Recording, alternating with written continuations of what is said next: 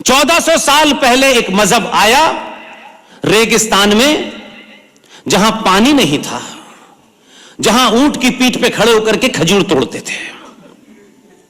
लेकिन आपको क्या बीमारी लगी? क्योंकि आप फिल्मों से देख करके नरेटिव बनाते हैं और उसी पे जीने की कोशिश करते हैं। अभी रूबल ने, शायद विशाल ने बताया कि किसी फिल्म में बताया जा रहा था मुगलई खाने, ये मुगलई बिरयानी है। वैसे आपके पास तर्क करने की बड़ी शक्ति है, लेकिन यह नहीं पूछा कि रेगिस्तान में चावल कहां पैदा हुए थे वे? ये मुगलई बिरयानी कहां बनी थी? वहां खा लेते, यहां क्यों आए थे? फिर अभी अभी मुझे पता चला कुछ दिन पहले एक डिबेट में एक मुसलमान पढ़ा लिखा जाहिल, वो कहता है हलवा इस्लाम ने इजाद किया। मित्र हैं, बेहतरीन इंसान हैं, साइंटिफिक टेम्पर के आदमी हैं, पढ़े लिखे हैं, अच्छी शेरो शायरी अपने मतलब की जानते हैं, हिंदी भी जानते हैं। उन्होंने उसका जवाब दिया और मैं इतना खुश हुआ। मैंने कहा कि अगर इस पार्लियामेंट में 15 से 20 भी पहुंच गए, बेड़ा पार है। आप चाटुकारों को भेजते हैं, चाणक्यों को भेजिए। उसने वही निपटा दिया उनको। उसने कहा हलवा इस्लाम की इजाद है और हलवा तो उर्दू में कहा जाता है। तो उसने पूछा भाई हलवा किससे बनता है? हलवे के मेन इंग्रेडिएंट क्या हैं? तो पहला है दूध। दूध कहां पैदा होता है? रेगिस्तान में तो ऊंट का वो पैदा होता है। तो हलवे में दूध पड़ता है। दूध तो रेगिस्तान में होता नहीं, और ऊंट जो देता है 2 बूंद, उससे काम चलता नहीं। और फिर है घी।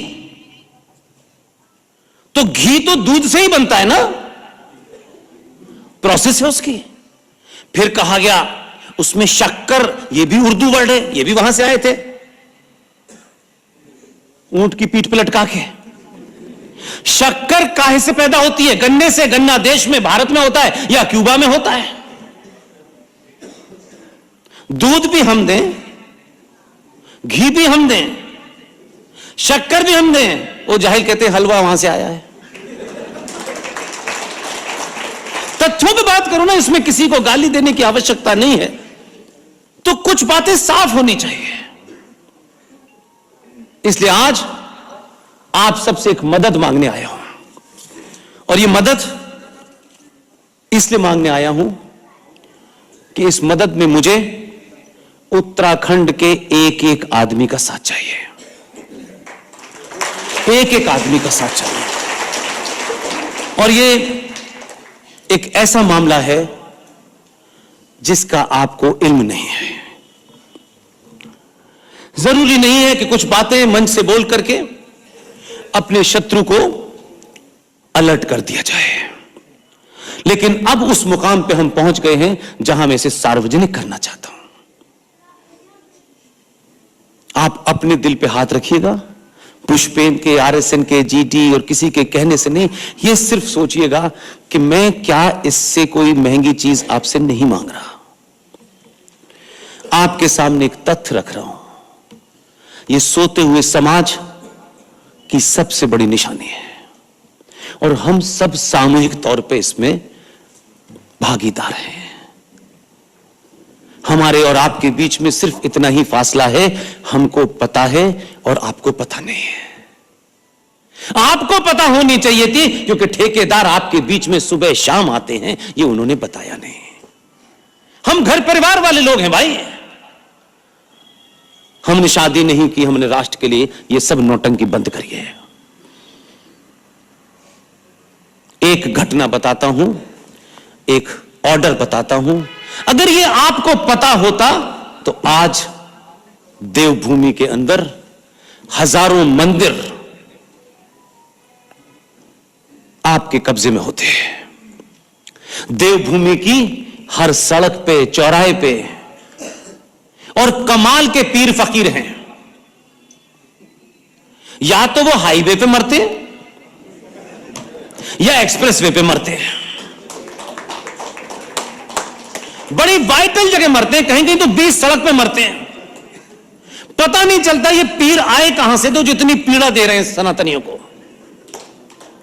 और उनके मानने वाले दूसरे दिन हरी रंग की चादर लग बैठ जाते हैं। यहीं पीर बाबा पैदा हुए थे, कहीं कुत्ता बाबा हैं, कहीं घोड़ा बाबा हैं, पता नहीं मजार के अंदर से खोदोगे तो क्या निकलेगा ये भी पता नहीं है, लेकिन सुबह शाम अगरबत्ती चल रही है। और मूर्ख सनातनी हिंदू जिसके पास वेद हैं, पुराण हैं, इतना सब कुछ होने के बाद वो मजार पे सर मारने जाता है कि बाबा ही मुझे कुछ देगा। इसलिए 31 जुलाई 2018 हमारी टीम के सबसे युवा साथी, बेहतरीन इंसान, पढ़ा लिखा आज के दौर का एक व्यक्ति, उसकी नॉलेज को कोई चैलेंज नहीं कर सकता। जिस विषय पे बोलता है उसको सुप्रीम कोर्ट के चीफ जस्टिस भी चुपचाप सुनते हैं। उसने और उसके पिता ने, उनके पिता का नाम नहीं सुना होगा आपने, उनके पिता ने कितना बड़ा काम किया है। कभी हम उनकी एब्सेंट में भी खड़े होकर के ये कहें कि हम उस योद्धा को नहीं जानते, लेकिन फेसबुक में 50 बकवास मैसेज लिखने की जगह एक बार अगर ये कह दें कि 80 साल के हरिशंकर जैन, जो आपने काम किया है वो किसी ने नहीं किया, तो हरिशंकर जैन आपसे चंदा मांगने नहीं आएंगे।